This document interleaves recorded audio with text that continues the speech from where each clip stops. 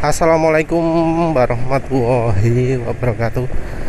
Kali ini penulis ingin bahas soal adanya penyusup ya di grup-grup, di komentar-komentar YouTube, Instagram, Twitter ya.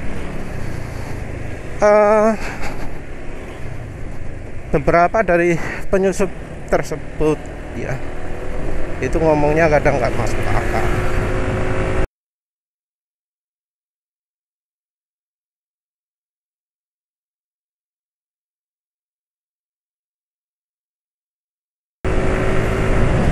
Kalau yang orang di grup Facebook gitu ya, ketahuan dari orangnya yang mendadak muncul gitu ya, ngomong gini.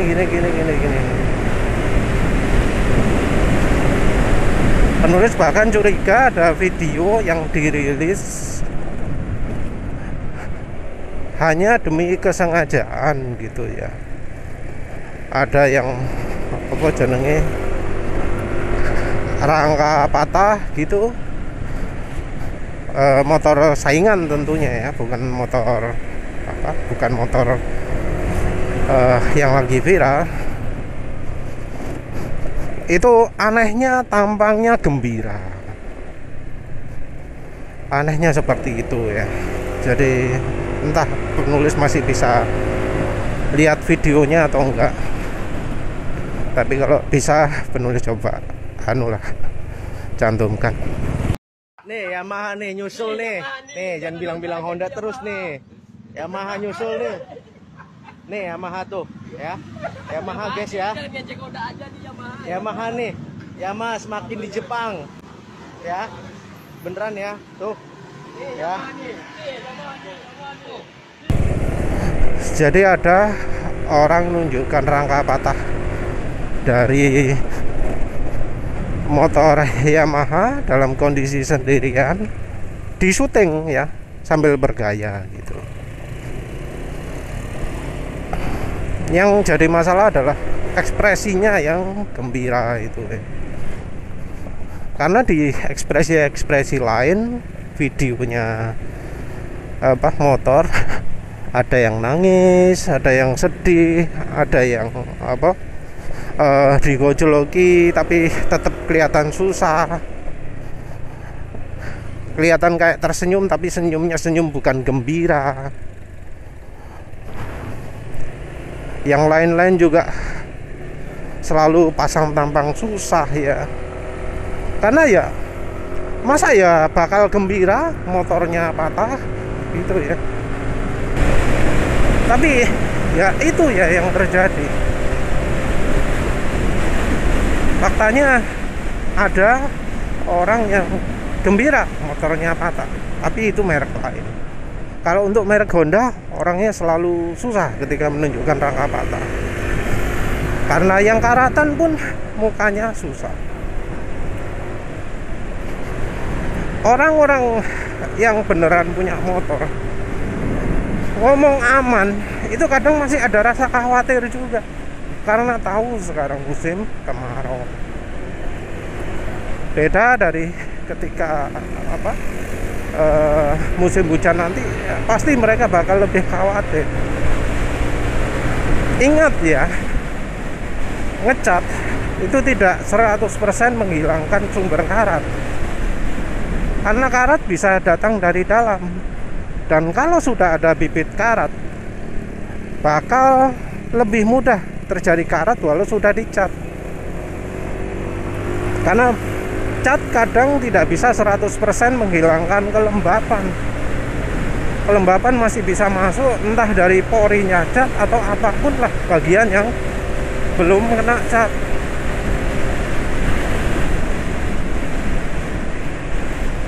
Oleh karena itu kan penulis juga rekomendasikan bahwa kalau bersihkan untuk mengatasi rangka berkarat, itu harus dibersihkan dulu karatnya.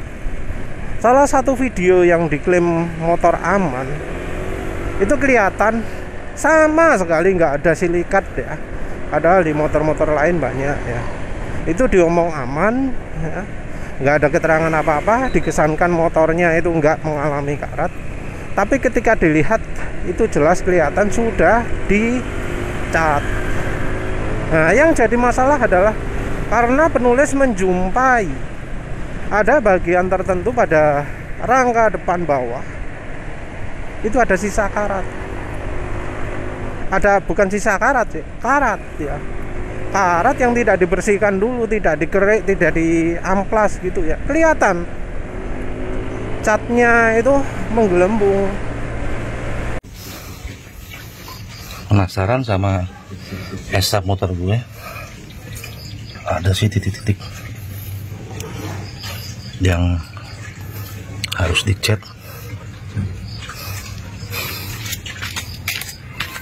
Kita cek ulang.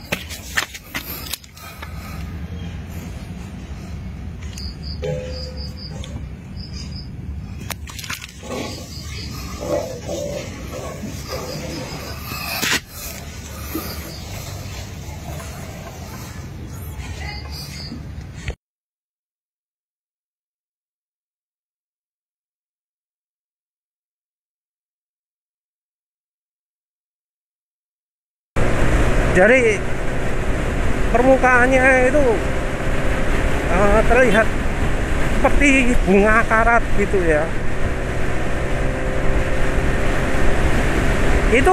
Itu kalau dibiarkan pasti akan berkarat parah lagi.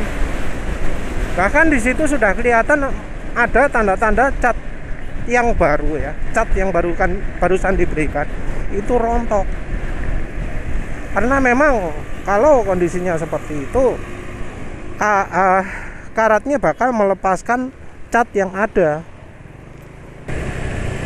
Itu harusnya yang benar karatnya dibersihkan dulu, entah dikerik, entah disikat logam, sikat besi, terus diamplas atau dengan cairan ya, pakai asam ya, pakai wing porselen gitu ya, sampai logamnya saja putih, logamnya saja yang kelihatan, sampai seperti itu harusnya. Setelah karat dibersihkan ya, tentu saja kalau bisa luar dalam ya, dalamannya rangka. Tentu kalau ingin melakukan treatment seperti itu harus dibongkar semua ya, sampai betul-betul lepas, sampai setangnya, sampai wis macam-macam total, semuanya lepas semua.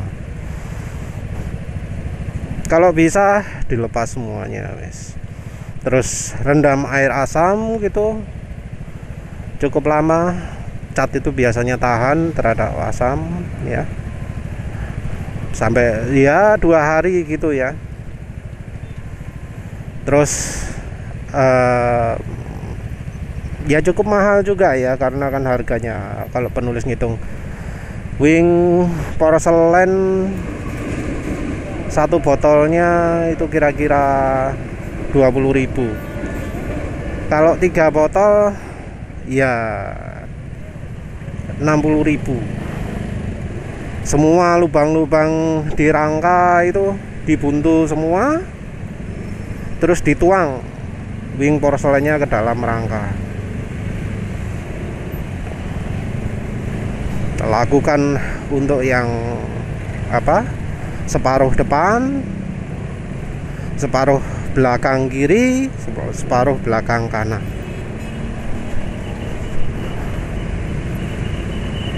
Harganya 25 mungkin ya, wing porselen, sorry. Jadi 75.000. Terus sudah bersih, sudah 2 hari, bersihkan tuntas, kasih air, terus ya wis buang. Terus habis itu dijemur sinar matahari sampai kering.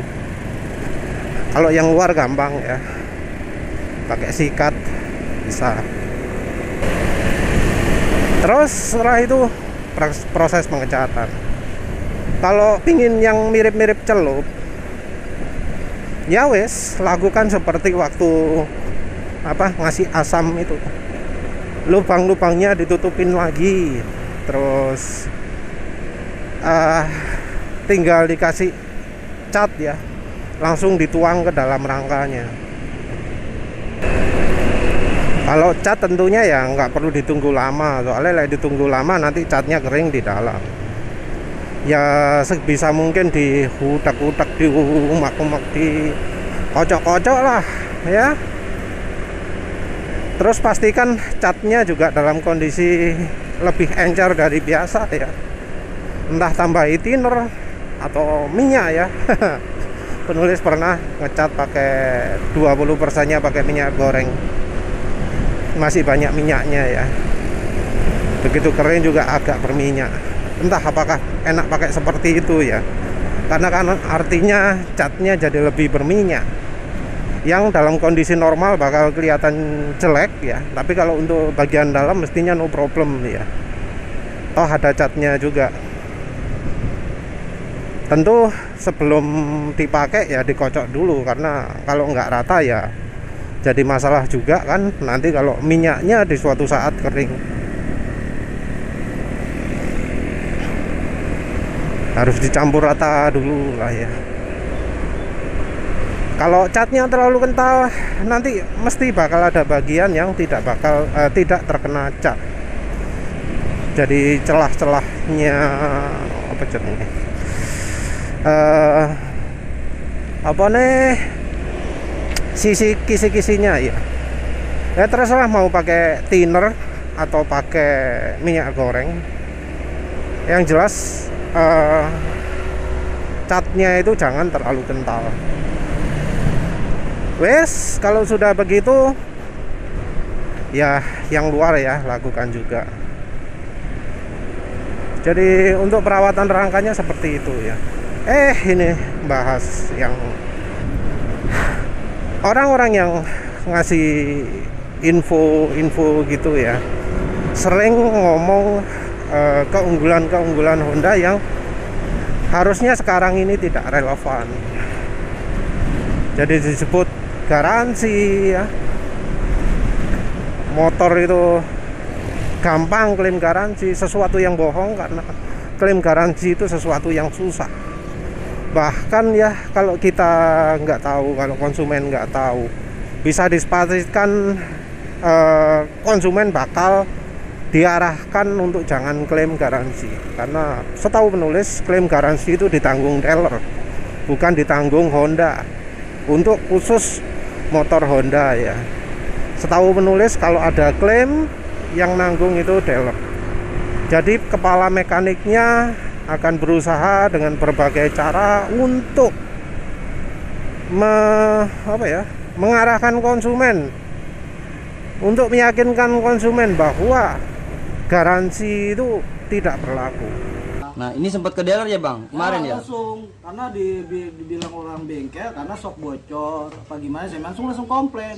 Dan tanggapan mereka pada saat saya berbicara dengan dengan pihak showroom, saya ditinggal pergi. Yang kemarin itu sok belakang dan mereka udah mengklaim, tapi sampai sekarang belum terjadi klaim. Begitu sulit. Jahat ya Honda itu, baik atasnya maupun bawahnya.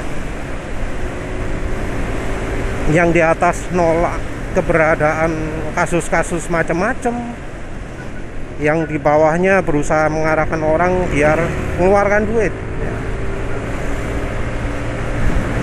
Disebut part Honda itu murah. Ada dua hal di sini ya. Yang pertama adalah part Honda sekarang itu tidak murah.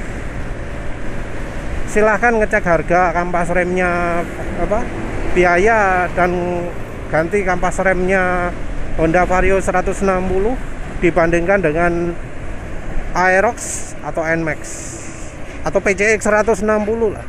PCX 160, Vario 160 versus untuk NMAX, mahal mana?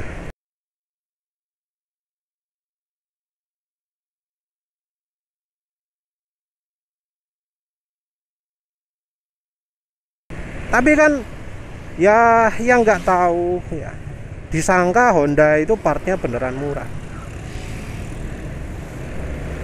padahal yang enggak, padahal masih mahal. Murah gimana kan? Kalau murah kenapa kok nyatanya itu mahal? Ganti kampas rem tok itu ya. Bisa sampai di atas 100.000. Terus faktor yang kedua untuk ganti part ini adalah dari sisi itunya, dari sisi keseringnya ganti part. Anggap aja lah partnya Honda murah tapi kok jadi sering ganti. Ada kasus bearing puli ya, katanya itu butuh diganti di berapa 8.000 km.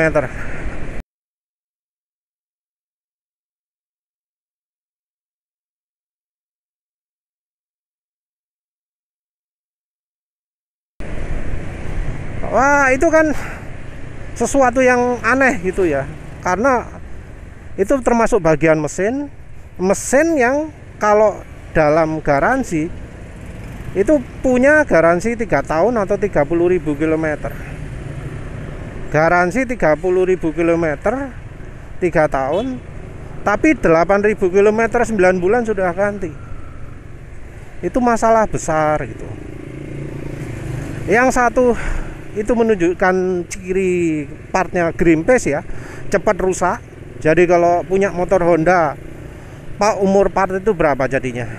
Cuma 30% dari normalnya. Karena itu 8.000, masa pakainya harusnya 30.000. Jadi cuma 30% dari normalnya atau kurang malah ya. Terus di sisi lain itu juga menunjukkan bahwa garansi dari Honda itu bohong, karena terbukti konsumen harus membayar. Terserah apakah itu dealernya yang nakalan atau apapun lah ya. Yang jelas konsumen sulit untuk mendapatkan kepastian ya, untuk mendapatkan keuntungan dari motor Honda. Belum lagi untuk mencapai garansi itu, konsumen diwajibkan untuk servis di bengkel Honda. Bengkel Honda itu terutama problemnya adalah mahal. Servis di motor Honda nggak ono ceritanya murah ya. Cerita murah itu cuma di atas kertas tok. Kalau misalnya di di media-media, di koran-koran, di pengumuman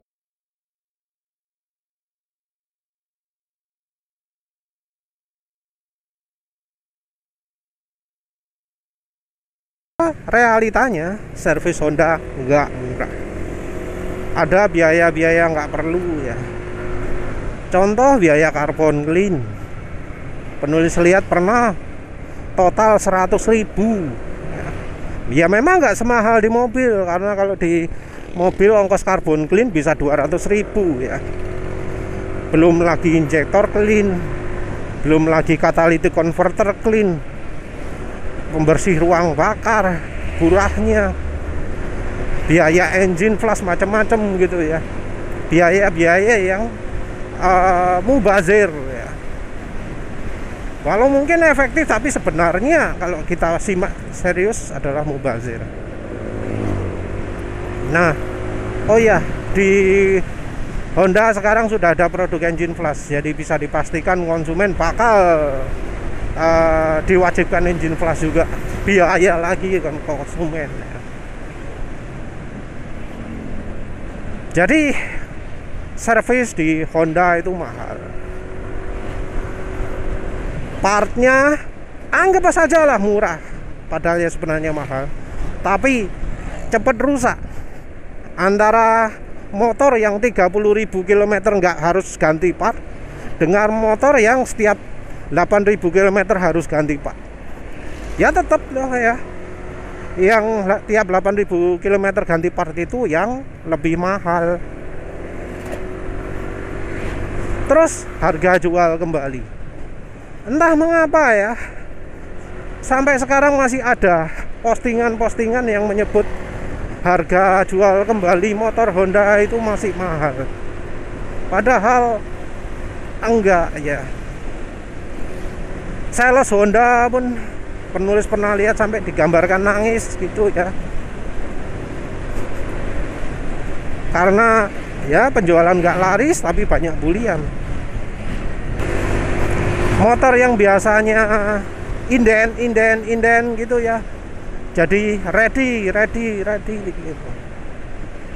Dan penjual barang bekas pun, motor bekas pun sudah ngomong, orang berani jual motor Honda ESAV itu dengan harga murah. Orang juga takut beli motor Honda yang rangkanya ESAV. Padahal ya kalau kita simak sebenarnya mengalami rangka karatan itu nggak cuma ESAV saja ya. Sudah ada contoh ADV 160 yang karatan. Sudah ada contoh PCX 160 yang karatan. Padahal rangkanya bukan ESAV. Ya, problemnya bukan karena ESAV-nya saja. Memang ESAV itu ringkih ya, karena kalau karatan bakal lebih mudah patah. Tapi ya tetap sekuat-kuatnya rangka tubular, kalau karatan ya pasti bakal patah juga.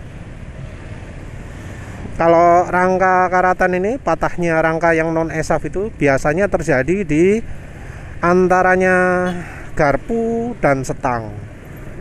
Di bagian situ paling sering kena cipratan air, comberan air becek-becek ya, yang dari ban.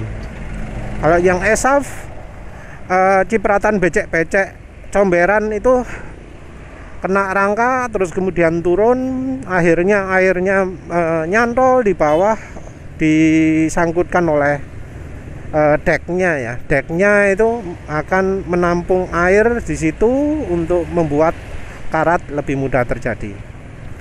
Yang di Vario 160 juga ada fitur spesial, yaitu rangkanya dibuat pendek, penahan lumpurnya dibuat pendek sehingga air hujan lebih mudah masuk. Ya semoga orangnya nggak apa-apa nih. Bukan rangka patah ya. Apa maneh sing slogan-slogan Honda? Oh ya, motor irit. Memang sih ya, kalau untuk kelas 160 150 cc itu Honda itu irit. Itu harus diakui. PCX 160 itu irit. Ya sebenarnya juga Aerox itu lumayan irit. NMAX New juga lumayan irit. Yang agak boros juga cuma NMAX Ult aja. Ini angkanya 39,1 km per liter. Tapi ya kalau dibandingkan dengan yang versi 125 cc Blue Core atau 110 cc nya Suzuki, ya beda ya. Suzuki itu irit, jauh lebih irit, nggak bisa dibandingkan. Honda Beat, terus terang ya, Honda Beat penulis yang sekarang yang ESP beli 2013, jadi sudah 10 tahun. Injeksi ESP lebih boros daripada NMAX ini. Jadi ini kan masih 39 km per liter. Kalau yang Beat itu kayaknya 35 km per liter untuk cara pemakaian sama. Dipakai macet, dipakai gaspol. Seperti itu faktanya. Jadi ya banyak kebohongan lah ya. Kita bisa ungkap ada penyusup, ada pembohong di situ dari cara gaya omongnya. Ya sudah, itu saja. Terima kasih sudah menonton. Assalamualaikum warahmatullahi wabarakatuh.